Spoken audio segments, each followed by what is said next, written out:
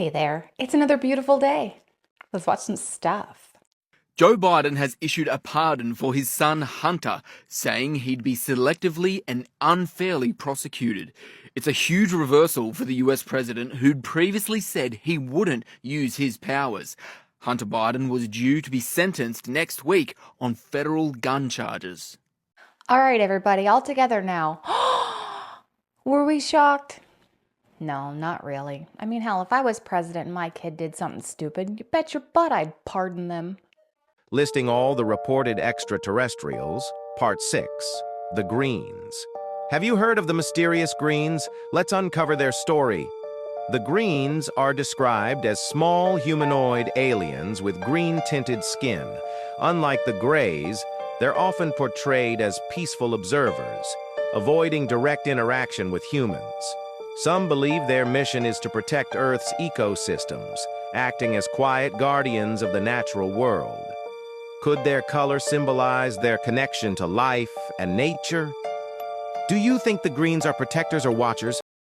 What's that made up? Because I've never heard of the Greens. And I am an avid alien follower. I've never heard of them. Have you heard of the Greens? Anybody who wants to know about Antarctica, consider a couple of facts. That treaty, there's not one nation in the world that says, no, we want to explore Antarctica. The biggest military expedition in the history of the world was funded, and Admiral Byrd was the top man. So everything is going as planned, and every 15 minutes he's radioing back. Then he ends up getting a radio signal, but it's not from the command center. It is from an unidentified being. He also ends up seeing two UFOs that are not using any understood means of propulsion. You see, that's a good point. The nations of the world hardly agree on anything, but there's one thing they agree on. Oh, you can't go to Antarctica. Strange. Now I can't say what is and what isn't there, because, duh, I've never been to Antarctica. But one thing I definitely know is something is being hidden there. Something they don't want the public to see. Oh yeah, I absolutely think that there's something going on in Antarctica, something that they're not letting us know because, like you said, why would all of the countries be like, yeah, don't go there. We're not going to go there. We're not going to do anything there. Because there's something fishy going on. You know where there's not something fishy going on? Right around that like button. If you want to hit that for me, it'll help out my channel so much. Also, if you haven't already, please consider subscribing. We're almost to 1 million. See? That definitely says 1 million. We're going to get there. It's going to happen. NASA scanners detect a hidden base under the Arctic ice. And this is real news. Okay, so as you can see right here, they have new equipment that detected it. Okay, so this is an abandoned city. It is a secret military base that is under the ice that I believe is from the Cold War times. But I'm going to use this to talk about a very interesting subject that might expand on this and images they're not showing us about Middle Earth. I bet there's a lot more than this. Okay, have you heard of Agartha? At first, this might sound total bonkers that there is a world within our world. So Agartha is a legendary kingdom that's said to be on the inner surface of Earth. We actually don't know what the core really is still. There are also some weird things about the poles, such as magnetic anomalies. Supposedly, there is some thoughts that there are underground civilizations or advanced beings and their entrances at the poles, and that's why they're so highly guarded. Usually if something's closed off, they're not protecting us, they're protecting what's closed off. And I know I'm being a conspiracy theorist, but once again, I'm obsessed with Middle Earth. Also, remember the article I just showed you in the beginning where there actually are underground bases from 50 years ago. Are you kidding me? We have way more technology and we're way more advanced than we think. Personally, I'm not sold on the whole inner Earth thing, but I definitely think that it could be a possibility because, I mean, that would just be cool. So my brain's like, yeah, why not? Let's agree about it. But still, there's a lot of interesting things going on with the poles, right? And there's a possibility that there might be, aliens there. Plus, they found a base. I remember the whole Admiral Byrd flight, right? And he found that green area and he was let in by UFOs and all of that cool stuff. So there's definitely something going on there, and maybe it is an entrance to inner Earth and they're just not telling us for why, I don't know.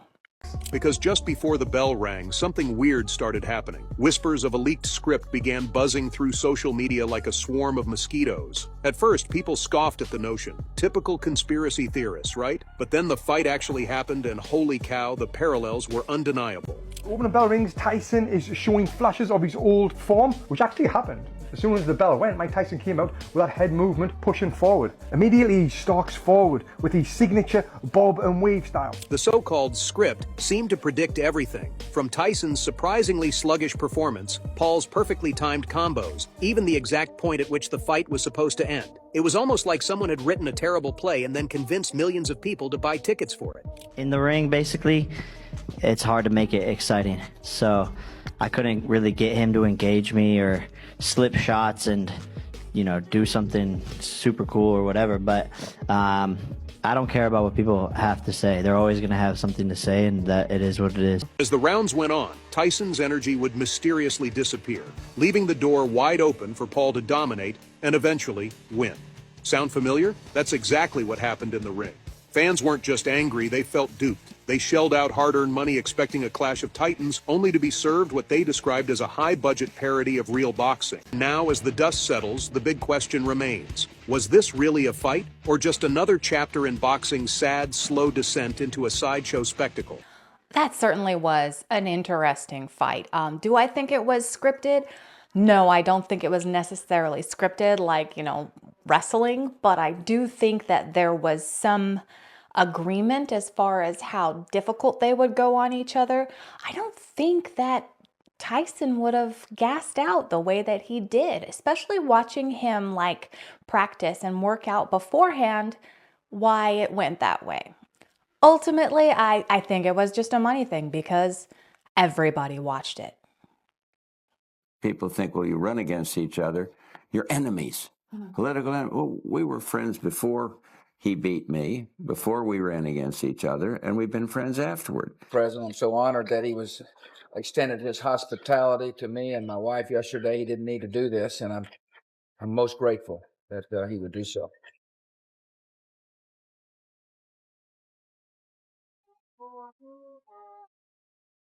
He consistently benefited by being underestimated. I want to say one thing nice about my friend here.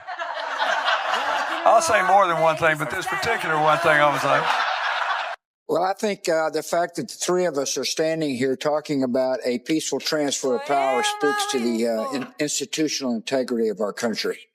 Yeah, I remember those days. And unfortunately, it changed when Trump came into the office. He's a completely different dynamic of personality. And it was especially bad in 2020. And this election year, 2024, the whole campaigning thing was really a lot of headbutting. And more from the left this time than there was last time. But there was still, there's still a lot of back and forth. And yeah, it had a lot to do with Trump's personality. But that's okay, because it's not his personality that the people voted for. You got to stop thinking that the people who support Trump are like Trump, that they speak like Trump, that they act like Trump. They don't. They want to hire Trump to do a dirty job. They want him to be a virus to the political corpus. They want him to disrupt, to destroy, to demean those that they disrespect and dislike, the system that they distrust and despise. They want someone to do what they believe has been done to them and that they cannot do themselves. That's why they don't care that he exhibits terrible behavior, because they're putting him into a terrible place. If you're sending somebody into the jungle, do you really care if they're a savage? You see what I'm saying? And you have to understand it that way. You may not agree, you may not accept, you may not like, but that's what it is. I literally could not have said it any better myself. If Donald Trump wins, I'm going to be out of the country. I will move to Spain. But I'd need to come into your country if you'll let me in, or Canada. Listen, if he wins, he won't have to worry about immigration. We'll all go back. Where would you go? Canada. I'm 100% moving to Canada. I love Canada. I'd be an expatriate. I would definitely move. Trump win, I'm moving to Africa. If any Republican gets nominated, I'm going to move to Canada with my entire family. Maybe it's time for me to move. I'm reserving my ticket to get out of here if he wins. I have a house in Spain that is going to be ready right after the election. Panama. Siberia. Nova Scotia. I'm definitely moving to Canada. Straight to hell. Iceland. France. Asia's pretty cool. Like a mental hospital for a while. I would move to the Caribbean. The Bahamas. Hawaii. I've always wanted to live in Italy. The president-elect is threatening harsh tariffs against America's top 3 trading partners, Mexico, Canada, and China. Already, U.S. CEOs are warning if President-elect Trump does impose new tariffs, they will be passed on to consumers as higher prices. Best Buy CEO saying the vast majority of that tariff will probably be passed on to the consumer. Home Depot's CEO warning there certainly will be an impact. And Walmart's finance chief saying tariffs are going to be inflationary.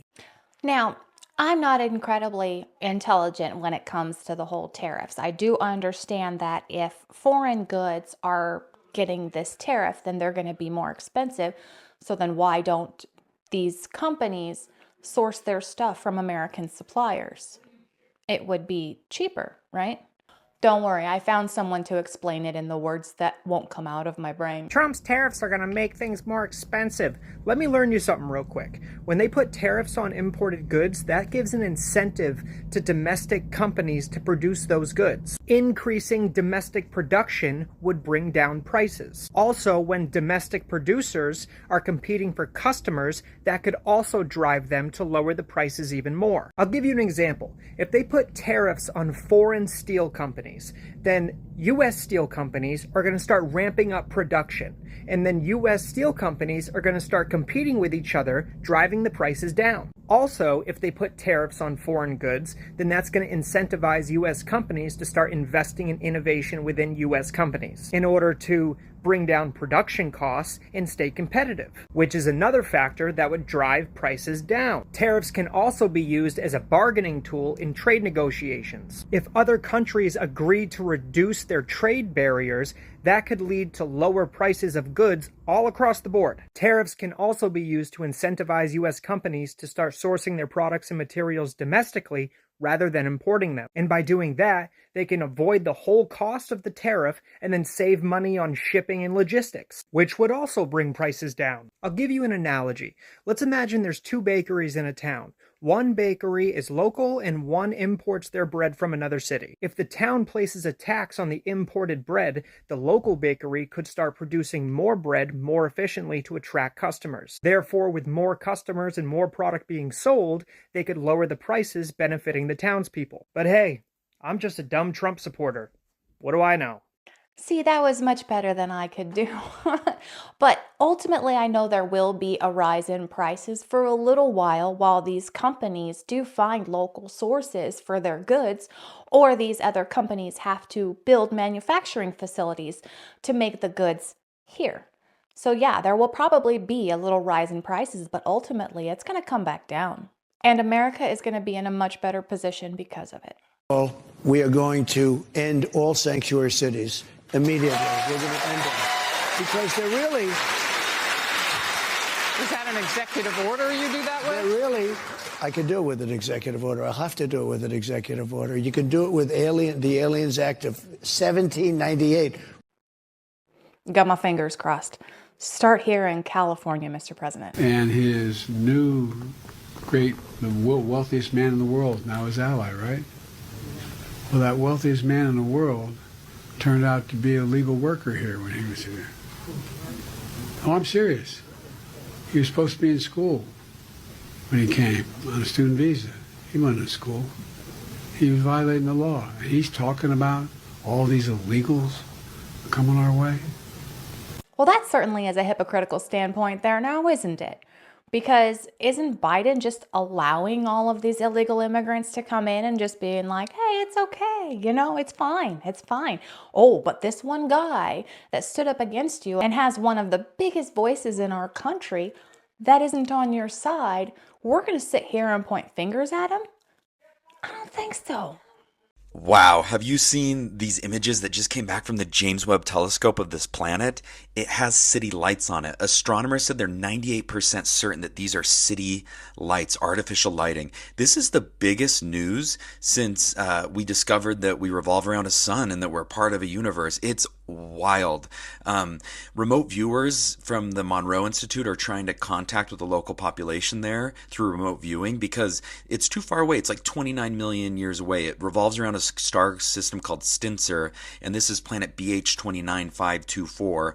And so we can never get there. So the remote viewers are trying to make contact and tell the local creature critters that live there, whether human or not, hey, we exist. We're on planet Earth. We revolve around the sun. But I think they should hold off and take their time because we don't know if these planetary creature critters on this planet are dangerous or not. What do you think? Do you think we should contact them right away through remote viewing, or we should take our time? Well, I've got my glasses on, so you know what that means. I'm trying to look something up, and I am not finding anything on this. So I don't know if that's real. If you can find something on this particular planet that the James Webb Telescope supposedly found, let me know in the comments. Because I'd really like to know if it's real.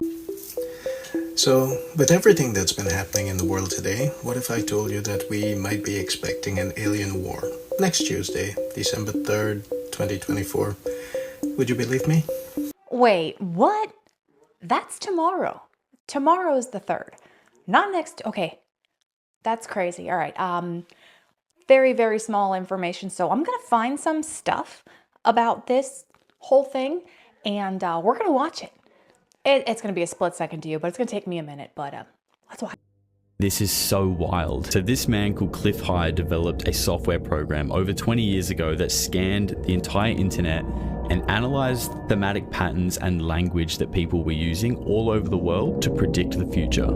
Cliff High believed in our individual subconscious intuition, but he also believed in our interconnected consciousness that we all draw from whether we're aware of it or not. So using a technique that he called predictive linguistics, he wrote a program that was able to analyze all the keywords and phrases and thematic patterns and assigned them an emotional value. It then uses a formula to gauge our emotional tensions and write a report on events that will happen in the future. Now, these predictions all came with a precondition that Cliff called temporal markers. And that's kind of like a precursor event, like a trigger event that has to happen before the prediction will come true.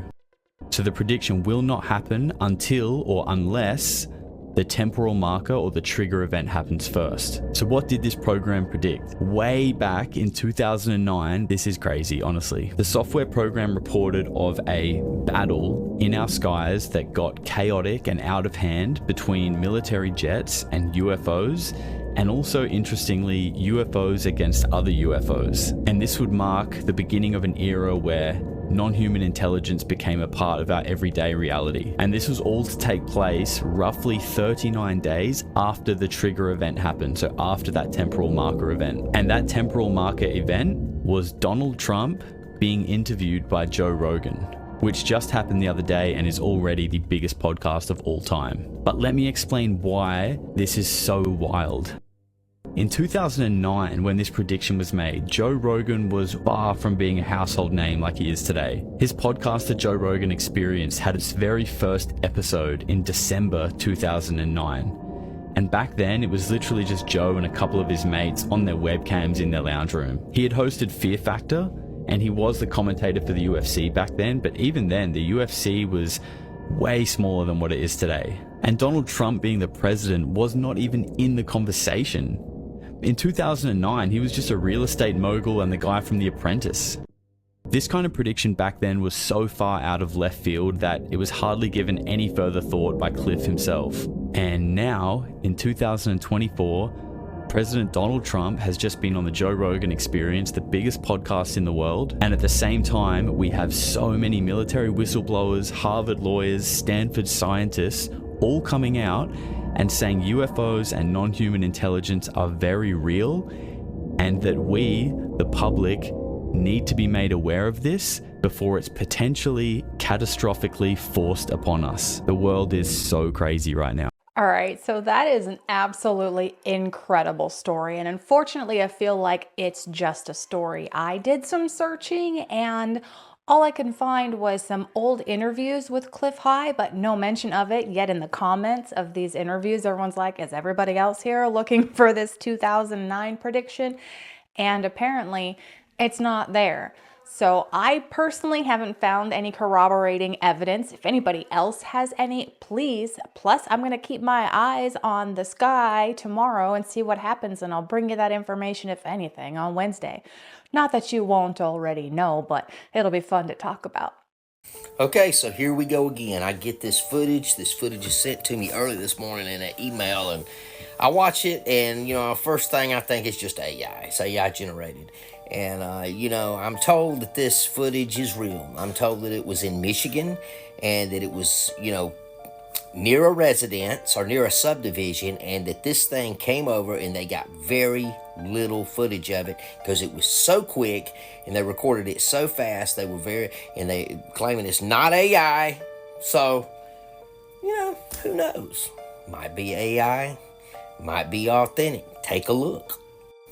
One thing I can tell you, if it's authentic, that is a huge freaking ship.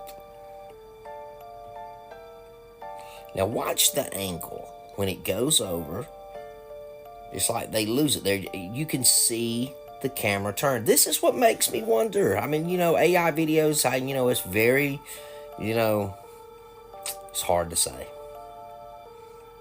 All right, y'all, sound off. What do you think it is? Do you think it's real, or do you think it's AI? Or do you think anything? Let me know what you think. I respond to everybody. You've got literally just the group, and maybe a director knows about it. Nobody else. It's completely classified. It's top secret. It's under lock and key. But I want to mention something. One of the bombshells that we dropped was that there's a declassified federal document. Anyone watching this interview can go find this document. It's on the FBI vault. Document 6751. It's a document from the 40s. It was written by a prominent member of academia, and it was submitted to the FBI. In this document, they make a case that entities are not space aliens, but that they're interdimensional or extra-dimensional entities that are crossing over from a plane known as the ethereal plane. Now, we know, as researchers of the New Age movement, we know that that is where the ascended masters are supposedly said to be on a high level.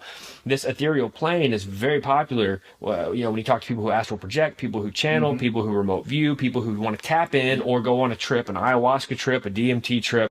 All right, it's been a minute, but we've reached the point where I say that I was wrong about something. Now, interdimensional and transdimensional beings, I am learning about them. I'm still learning about them, but if you've watched this channel for any period of time, you know that I have this obsession with transdimensional light beings. It's my own theory, and they're actually not transdimensional. They are beings that live here amongst us in our dimension, in the light that we cannot see. What we think reality is not what reality is. Let's take a look. So reality for us humans is usually what we can see, and we refer to this as visible light. Now what you need to know is visible light is less than 1% of all the light frequency that exists on this planet, which means specifically that we can only see 0.0035% of what is happening around us. What? This means then that 99% of what is going on around us is invisible frequency that we cannot see, that is carrying encoded information and energy like radio waves and UV rays. So if you don't know, I am not a religious person. I am not against religion by any shape or form, but I don't believe that there are spirits or demons or ghosts living amongst us. I believe that it is these light beings that we cannot see. They're outside of our frequency, and they're smart, and they're like tinkering with light or whatever and just popping in, and that's when you see something out of the corner of your eye. It's one of those beings that's like living amongst us, trying to, I don't know, let us know that they're here. It's a theory. I've been working on it for a while now, but yeah, that's what I used to call transdimensional light beings, and they are actually not from different dimensions. They are just outside of our visible light spectrum. It's kind of cool. Do you think like a psychopath? If you can answer this question, Lose my number. As always, please be sure to leave your answers in the comments and share this with your friends. A single mother lives in a quiet suburban neighborhood with her toddler son, and each morning she waves to her neighbor as he walks his dog. One snowy morning, as she steps out onto her front porch, she notices a letter that reads, "I know what you did. Do the right thing or else." Upon reading the letter, the woman panics and goes to the backyard to grab her son. That night, she prepares dinner, serves her son, and then burns the letter. The next morning, the police swarm her house, but when they arrest the mother, she's very calm and she smiles at the police. The question is, why? Good luck. All right, you psychopaths, you made it to the end. What is your answer for that question? If you know what it is, let me know. I know what the answer is, and I'll let you know in the next episode.